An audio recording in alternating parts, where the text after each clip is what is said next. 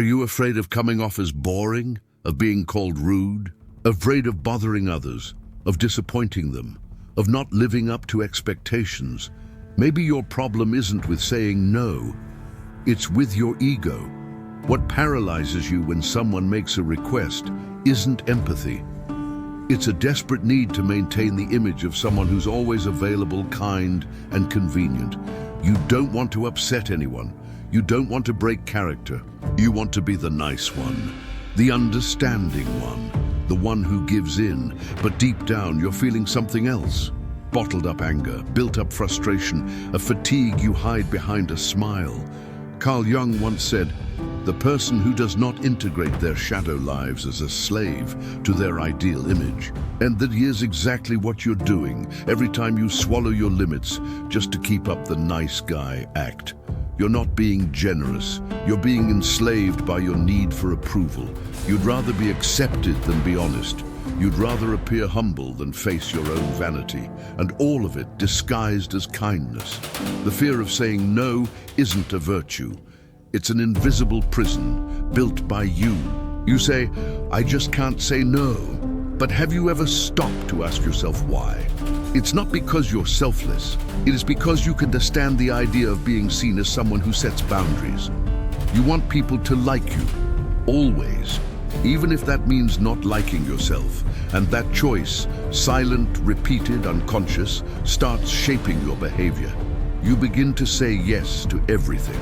Tasks that aren't yours, responsibilities that don't belong to you, invitations you don't want, conversations that drain you, relationships that exhaust you. And before you know it, you've become someone else, a character you created to please. That's when the shadow grows, because everything you repress, discomfort, the urge to stand your ground, the desire to say enough, it doesn't go away. It just builds up in the dark, and eventually it overflows. The problem is, the shadow never disappears. It just waits for the moment you're too tired to keep pretending. When your automatic yes turns into resentment, when your polite smile turns into suppressed hurt. Jung said that everything we do not face in our conscious mind returns as fate. In other words, what you avoid within yourself ends up shaping your life, and you don't even realize it. At work, you take on more than you can handle. Then you feel used, wronged, overwhelmed, but still keep saying yes, still keep smiling, still keep silent. In friendships, you agree to plans you don't want, talk to people who don't listen, maintain bonds that have long died, just to preserve your image as a good person. In family, you erase yourself for the sake of peace. In love, you confuse submission with affection and end up losing yourself in the relationship. And the worst part, when you finally explode, and you will, it feels disproportionate. People are shocked. They say, "But you were always so calm."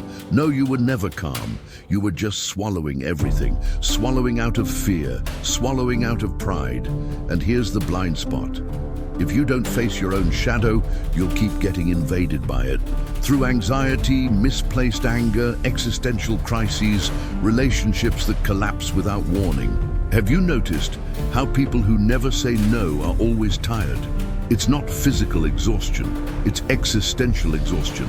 It's the weight of upholding a version of yourself that can handle your own truth. And what Jung shows us is, that comes with a price, because everything you repress starts leaking through the cracks. The shadow shows up in your impulsive reactions, in the irritation that explodes over the smallest things, that quiet guilt that follows you around, even when no one has asked anything of you. That emptiness you feel, even when you're surrounded by people. You don't say no, but deep down you feel like no one really respects you. You adapt to everything, but it feels like no one truly sees you. You're the nice one, but somehow you're also the most resentful person in the room. And that happens because the more you repress the shadow, the more it finds twisted ways to express itself. And you know what's even more dangerous? You start projecting that shadow onto others. You start seeing as selfishness, What is actually just someone doing what you don't have the courage to do? Setting boundaries, preserving themselves, respecting themselves. You judge, call it arrogance, coldness, arrogant pride. But deep down, you wish you had that kind of freedom. The freedom to be whole, not just the sweet, acceptable side. That's when the psychological game gets more intense. You start living to protect an ideal image and become your own worst enemy. Every time you say yes when you really want to say no, you betray a part of yourself. And that creates internal cracks. It's a silent war between what you show and what you feel, and eventually that war demands a price in the form of burnout, identity crises, and a deep emptiness you can't even explain. You start thinking, I do everything right, so why do I feel so awful? And the answer is right there. You do everything right for everyone, except for yourself. What you can't accept in yourself starts to bother you in others.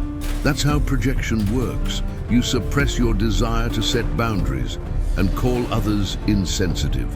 You suppress your desire to be direct and label people who speak their minds as aggressive. You suppress your own anger and claim someone else is too explosive. But it's not about them, it's about you, about what you can't hold in your own awareness. As Jung said, what you resist persists, and when you don't embrace your shadow, it comes back. It always comes back.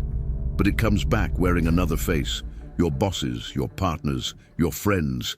It returns as discomfort, as criticism, as repulsion, and you withdraw, you shut down, you build walls. But you don't realize that by trying to escape what confronts you, you're actually running from yourself. The image you try to uphold, the good son, the model employee, the always available friend, the partner who never complains, becomes a prison. You start living for other people's approval and lose touch with your own truth. Deep down, you're not relating as a whole person. You're offering only a small part of yourself, a domesticated fragment of your personality, something that seems light, easy, harmless. But the lightness you're selling is often just a denial of your true weight. And no one can live like that forever. Because no matter how hard you try to show only the good side, your shadow keeps acting. In the silences, in the looks, in the words swallowed, in the conversations avoided, in the desires you suppress, in the relationships you maintain out of obligation. And that takes a brutal emotional toll. You feel alone even when surrounded by people, because no one really knows you. And how could they?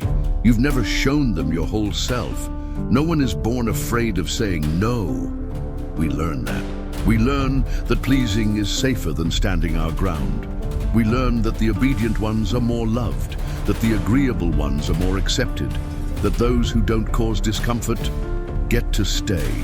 From a young age, you realized that being good was the currency to keep belonging. So you created a version of yourself that was palatable. That didn't make waves. The kind that didn't question. That was always available, even when it hurt. That version became your armor, and over time you forgot you were even wearing it. You started to believe that's who you really were. The nice one, the understanding one, the flexible one, the one who always finds a way. But inside, you're exhausted because maintaining that image drains your energy. It costs your truth. It costs your identity. And this is where the shift begins. You need to understand that this behavior isn't about ethics or empathy. It's about emotional survival. It's an unconscious pattern you created to avoid rejection. But the price is too high. You trade authenticity for acceptance. And you accept acceptance as a substitute for real connection. So let's be clear. The fear of saying no is the fear of losing love, of losing space, of losing validation. But in trying to avoid rejection from others, you end up rejecting yourself first. You stay silent to preserve the bond, but lose yourself in the process. Here's the truth. If you live in fear of saying no, you end up saying yes to your own erasure. Saying no isn't selfish, it's being whole. It's recognizing that true love doesn't require the sacrifice of your identity. That healthy connection doesn't depend on you shrinking yourself to fit in. That being real will sometimes make people uncomfortable, but it will set you free. Integrating the shadow doesn't mean becoming cold, harsh, or distant. It means stopping the habit of living for the image you think others expect of you. It means allowing all of your parts to exist, even the ones that aren't nice, easy, or pleasing. Because only then can there be authenticity. Only then can there be presence. Only then can there be truth. Someone who always says yes isn't loving more. They're abandoning themselves more. They're trading depth for approval. And in the end, what's left is a character. A character who's admired, but profoundly alone. Maybe today's the day you ask yourself, how much longer will you keep choosing to be accepted instead of being real? If this message hit home for you, share it with someone who's also been swallowing their own truth. Leave a like, subscribe to the channel, and tell me in the comments. Have you ever stopped to think how many times you've said yes just to avoid upsetting someone? Maybe the greatest courage of your life is in a simple no.